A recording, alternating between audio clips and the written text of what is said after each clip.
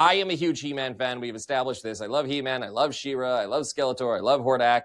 I grew up on those stories, the animated series, the original live-action movie with Dolph Lundgren from 1987. I have been gunning. I wanted a big-budget, tentpole version of Masters of the Universe for so many years. This is not the movie they gave us. It is not good. And it pains me so much to say it. It's very colorful to the point of being garish and just looking kind of fake. The action scenes are not well choreographed or directed. That's a big failing in a movie that is as action-driven as this one. There are a lot of just really head-scratching decisions.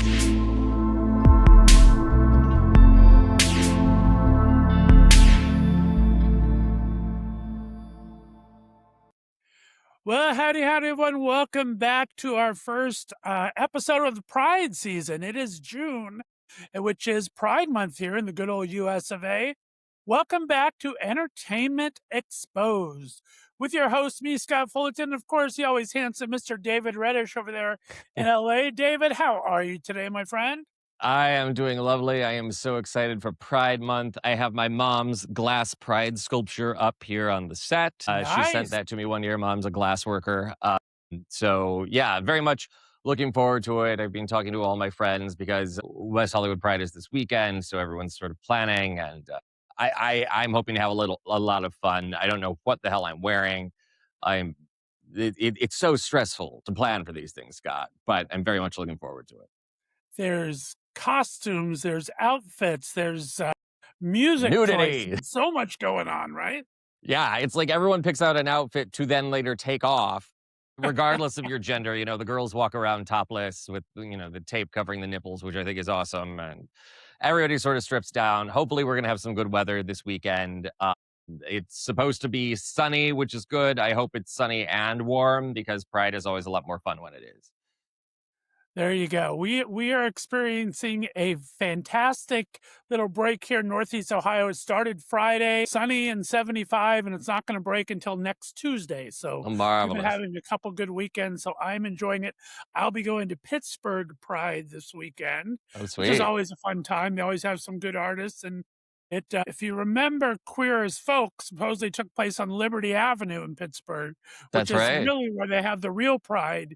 Here is where it starts and kind of goes down and everything. So it's a lot of fun. So we'll be going to that. But let's jump into the show, my friend. I mean, we usually always give the box office results for the week, and it's kind of the star of the show this week. A lot of things happening theater-wise. The number one movie this last week was by a 20-year-old YouTube director by the name of Mr. Kane Parsons. This thriller Backrooms came in at $81.4 million domestic, 118 with a budget of $10 million. Blew everyone away this weekend for first place.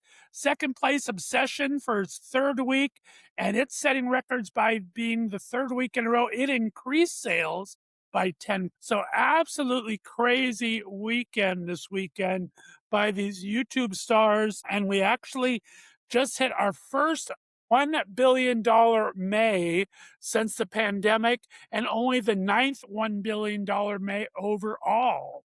So the box office was whammo this past weekend.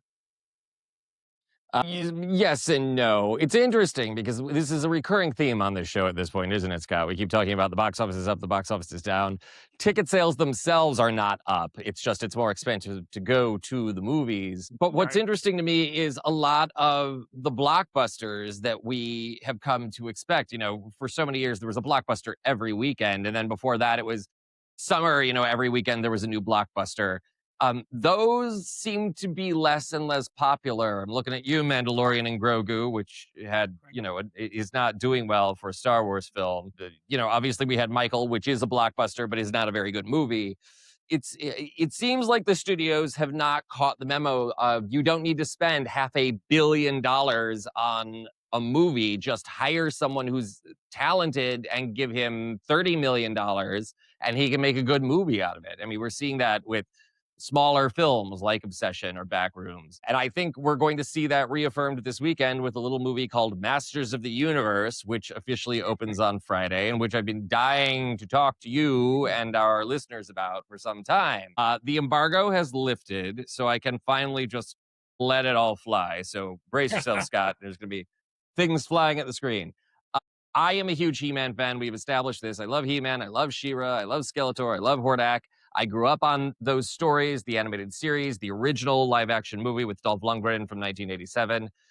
And I have been gunning. I wanted a big-budget, tentpole version of Masters of the Universe for so many years. This is not the movie they gave us. It is not good. And it pains me so much to say it. It's very colorful to the point of being garish and just looking kind of fake. The action scenes are not well choreographed or directed. That's a big failing in a movie that is as action driven as this one. And there are a lot of just really head scratching decisions. The best analogy I can make to this would be, if you remember, there was a movie called Land of the Lost that was based on a popular 1970s Saturday morning show. And I want to say the big budget movie came out maybe 10 or 15 years ago, starred Will Ferrell, was a big movie for Universal. And it took Land of the Lost and made it into a stoner comedy because apparently the executives in charge of making the movie thought that was the only reason people liked it. They liked it to make fun of it. And it really feels, as I watch Masters of the Universe, it really feels like they want us to be making fun of the characters, the fact that it's based on a toy line, the fact that it's based on an animated series. They want us to laugh at it. And that, first of all, to me, is not nostalgic. It might be for some people to laugh at, oh yeah, that stupid show. I remember when that was on after school. But for those of us that actually loved it and kind of loved those characters sincerely, it's going to be offensive and condescending. That was the thing I struggled with. Now, that is not to say it's totally god-awful bad. It does have some excellent moments, and it does have some great qualities, starting with the cast. Nick Ghislaine. It's funny because Travis Knight, the director of Masters of the Universe, pronounced his name in a way that I had never heard it pronounced before, like Glaine. And I was like, have we all been saying it wrong? Like, has he actually told you how to say this, or do you just not know? I don't know what the truth is, Nick. You're good in the movie, though. He handles the comedy very well. He certainly looks the part, and he plays it straight and sincerely when the script calls for it. The problem is the script is calling for him to play it both ways at the same time, and that cannot work sort of by definition. The other big surprises to me, Camila Mendes, very good as Tila, has the right amount of femininity, of grace, of wit, of grit and strength. She's very good in the film. And Idris Elba as Duncan the Man-at-Arms full on steals the movie out from everybody else. This man knows exactly what he's doing. He knows exactly how to do it. He finds the perfect balance of humor and actual kind of human tragedy in his character. He just grabs it and runs with it. And it's absolutely wonderful every time he's on screen. And the other big surprise, and a lot of people are going to be skeptical, and I know I'm going to lose credibility for saying this, but if you read the other reviews, they agree with me. Jared Leto is terrific. Jared Leto is terrific as Skeletor in full-on sort of Tim Curry, like Jonathan Adams. You remember Jonathan Adams from Lost in Space, the old 60s and 70s show? Right, sure. The pain of it all. He sort of plays Skeletor as a mix of menace and sort of silliness. I think Skeletor is best when he is played straight. That's why Frank Langella gave a performance for the ages in the original movie. He's absolutely fantastic and definitive as Skeletor because he made him frightening. And even in a kiddie movie, you want to be scared of the villain because that feels like there's a real threat to the heroes.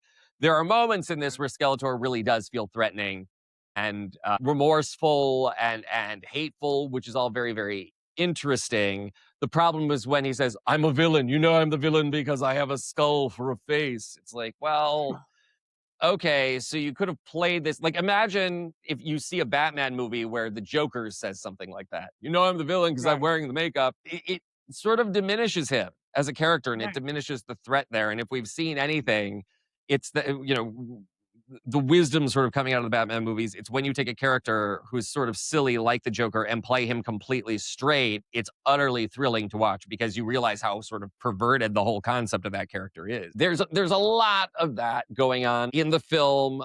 Um, it, one of the big head scratchers to me going in, this was a big head scratcher. He-Man he grows up to be 10 years old. Skeletor attacks the kingdom, and he's teleported to Earth with his power sword and spends the next 15 years looking for it so he can get home.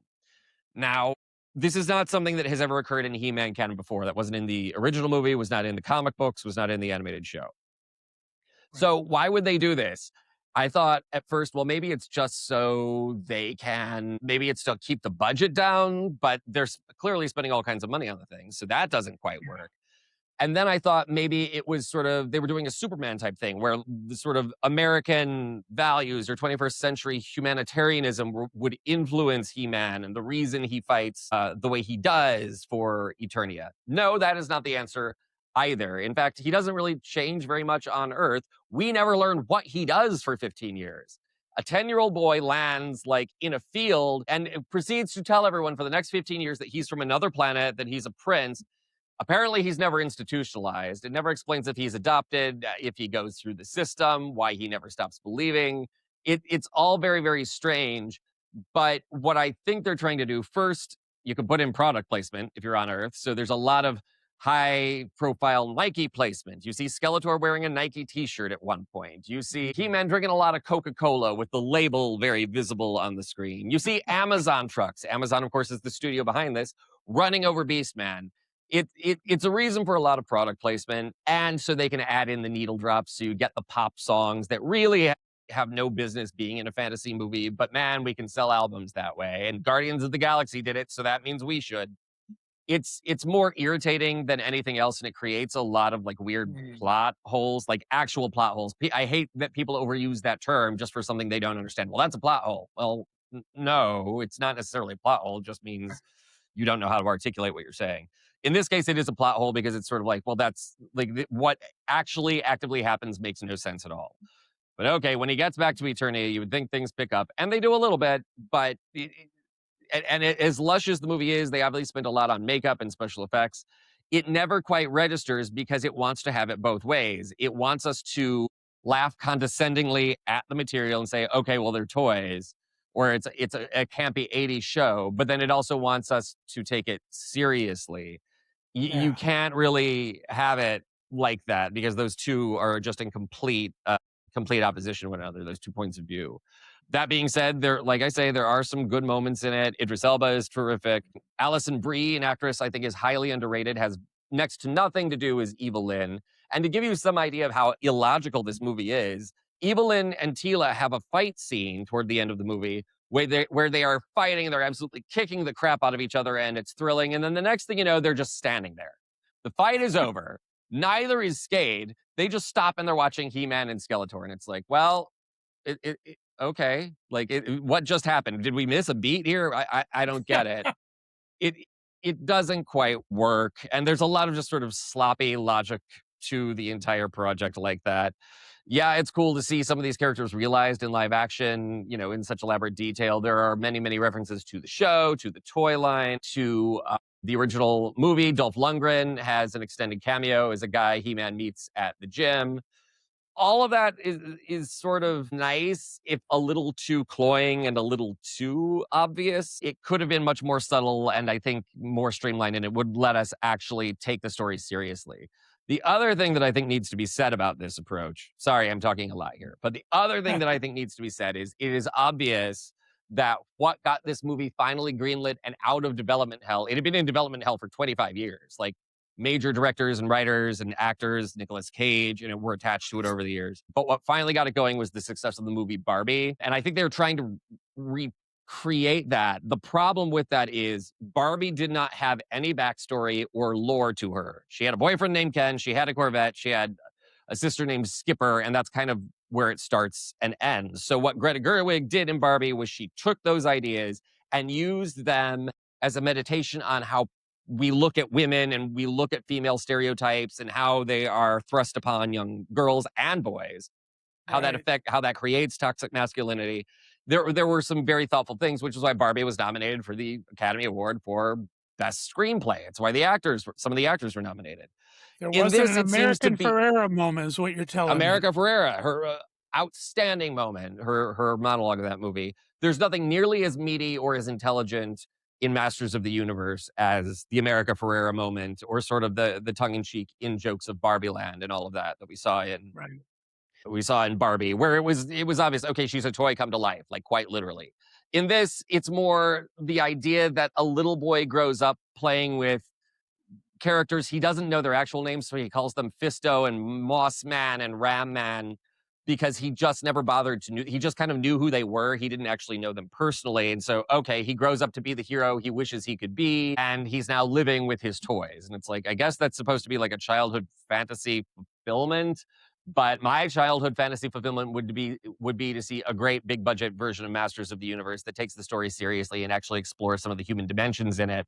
And that is not what I'm getting. Instead, I'm like, oh, I'm stupid for actually liking this.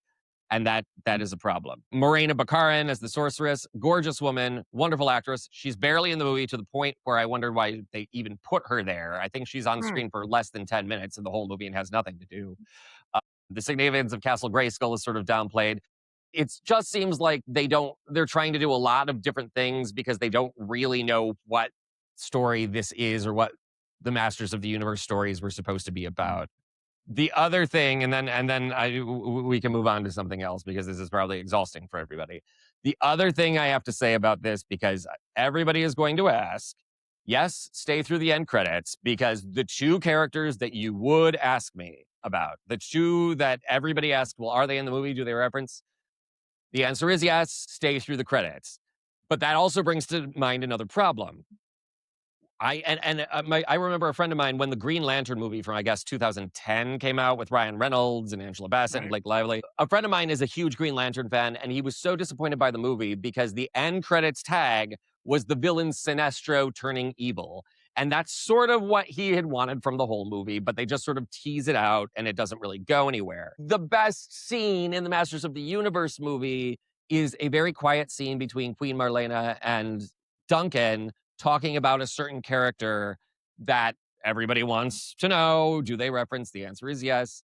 And they play it sincerely, and it really works, and it hints at the movie that could have been if they had not tried to condescend to the material the entire time. It's frustrating. Some people will squeal. The way one character is introduced doesn't make a lick of sense, and I don't know how they're going to get out of this when they try to do a sequel, which is inevitable. If the movie does well, it's still not tracking very well, but I know Travis Knight is officially in negotiations to do the sequel. We've talked about that on this show before. We will see what happens. My guess is people will watch it on streaming, either when really high, really drunk, or really bored, or some combination of the three. And I don't think it's going to be considered a sort of meta classic the way Barbie is. And it may full on cancel all of Mattel's attempts at adapting their toys, everything from Hot Wheels to Polly Pocket to the Magic 8 Ball. Seriously, it may kill their film division pretty quick. So, negative review from me, mixed negative, call it. And I know that kills you, because I know we've been talking about this for a while, and we know that the expectations were there. Very good review, David. I'm interested in a lot of the things you said. I was wondering, I mean, Idris Elba is such a fantastic actor Yes, he that I is. wouldn't expect less here. But in this kind of film, I was a little worried, to be 100% honest with you.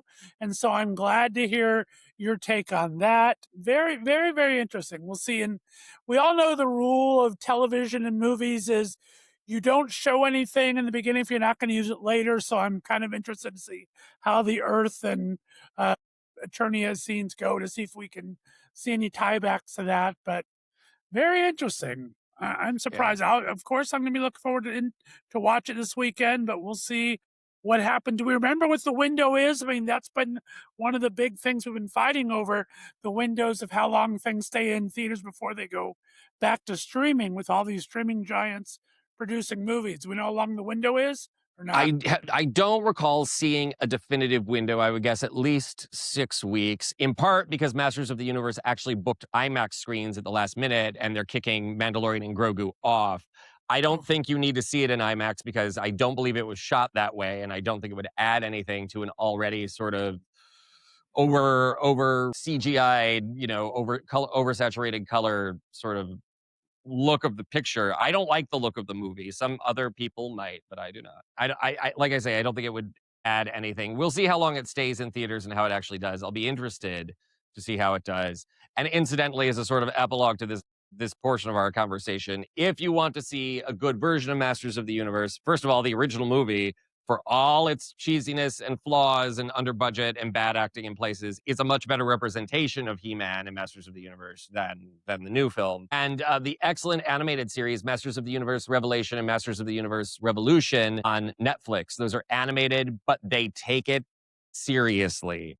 And they actually pull some very interesting human complexities out of these characters. So Interesting. Well, I am looking forward to seeing that. Thank you so much for sharing.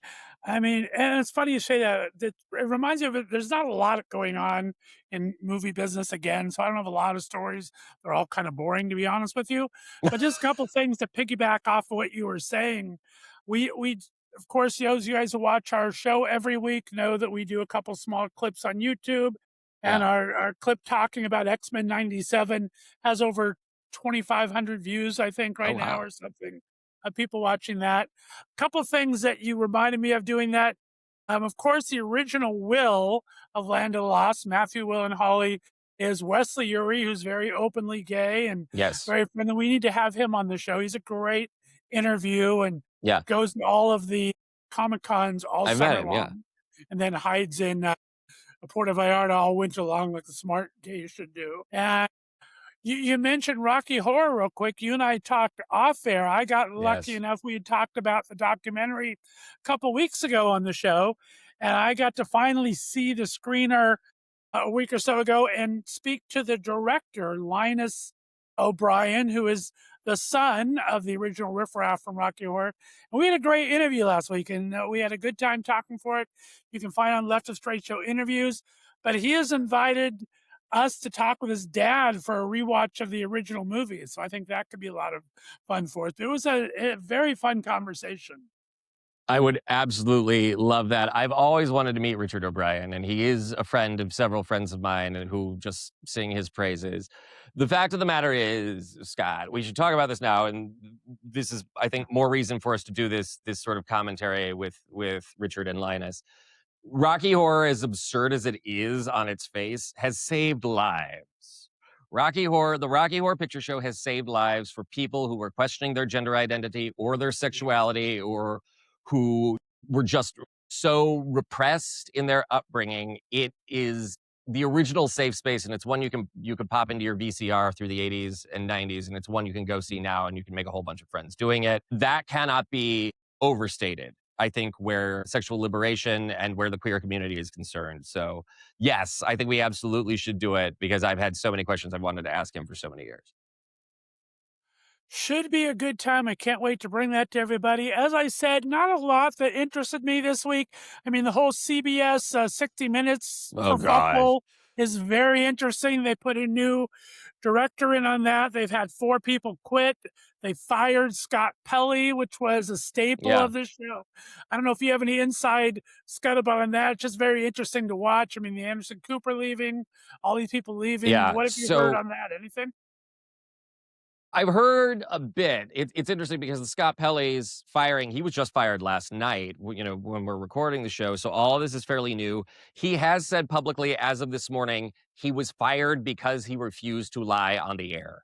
And he was told he needed to, and that he needed to push certain political talking points, and he would not do that.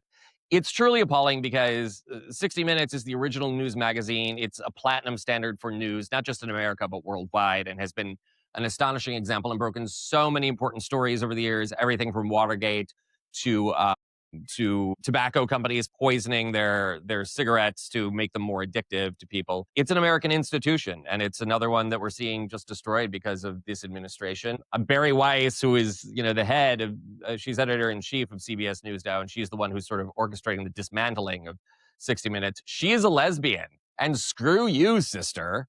I just want to say that, like, right now. Fuck you, lady. Can I say fuck on the show? I guess I just did twice, but fuck you, lady. Like, stop it. Who the hell are you? Like, what are you thinking?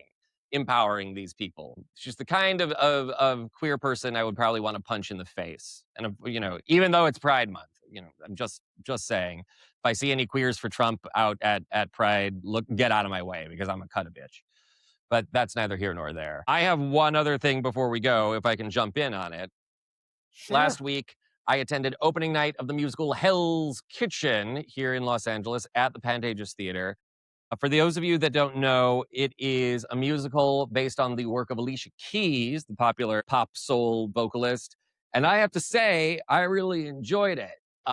Her music, I'm not a big fan of jukebox musicals in general, but her music has been reorchestrated to really bring out the sort of jazz tones of it. And it feels, frankly, it feels very New York. The story itself is about a 17-year-old girl who grows up, who lives in performing arts housing with her actress, dancer mother. And of course, they have teenage problems, mother daughter problems. We all can kind of relate to that. Maya falls for an older man who it's implied is actually in his like mid 20s. And of course, her mother objects to this. That's about the extent of the story. It's not deep. Of course, in a jukebox musical, the story is always just an excuse to get from one song to the next. And I have to say, they do it well. They play it well. They play it very sincerely for all they can in terms of the performances, particular Maya Drake, who plays Allie, the lead girl, and Kennedy, I think you say her last name, Kennedy Cahill, who plays Jersey, Allie's mother. The two of them are extremely good in the piece and extremely well matched together. This is Maya Drake's like first acting job, which makes it all the more impressive. She actually is that young. Kennedy Cahill has been doing a lot. It's interesting when the curtain went up, I thought, uh-oh, she sounds a little raspy. Like, what's going on with her voice? Well, after the second act, I knew because she hits some notes in this show you would not believe. And I realized she was saving her voice for the rest of the show. Incredible vocalists, both of them. I also have to give it up. It's some of the best dancing I've ever seen in a Broadway show. And they go back to the very old idea of there are people who sing in the chorus and there are people who dance in the chorus, and they do not do both. So the dancing is absolutely spectacular because they don't have to sing, and the vocalists are all great also. I would definitely recommend the tour. From here, I believe it goes to Las Vegas, Salt Lake City, Portland, Seattle, Charlotte, and Toronto. It's among other cities. It's going to be all over the country in the next year or so. So if you have any interest in a good Broadway musical or just a fun night of theater, or if you're a big Alicia Keys fan, you're definitely going to want to check it out. It's a lot of fun. And the added bonus, because it was opening night, you can see we get special programs for this opening night. Isn't that fun? Miss Alicia Keys showed up and we were sitting in the same row. She was down here, I was over here, but it was cool to see her walk in. Of course, she got cheers as she walked in, and she came out on stage to congratulate the cast, brought the house down, got a standing ovation. And it was a really magical theatrical moment, the kind of thing you only see in Los Angeles. It's really special. So everybody should go check it out if they have the opportunity. I love hearing that. A friend of mine and his husband went to the premiere, and they dressed up to the nines. I saw them before they went in. I haven't talked to them since. Hell's Kitchen is one of the musicals that I'd heard about, but I've never seen. Yeah. You know me, I'm not a music person. I just don't know music, but I have, and I love Alicia Keys, and the only reason I do is when I first moved to Ohio in probably, I think it was 2000-ish, my first roommate here was a huge music guy. Okay. And him and I went to New York that summer, and he knew of Alicia Keys as when she was just coming out. Yeah. And we went to, I don't know if it was like a Tower Records or where it was, but it was some big premiere of her doing her very first song ever in the middle of New York. And we got to see her live in person, and he had something signed by her and everything. So I got to see her very early on. And so I became a fan early on just from seeing her in person. But she is an amazing artist, and that's exciting to hear, and I'm glad she was there for it. But yeah, I got to see her back in the day before she became who Alicia Keys became. So that's exciting. Very cool. She's terrific.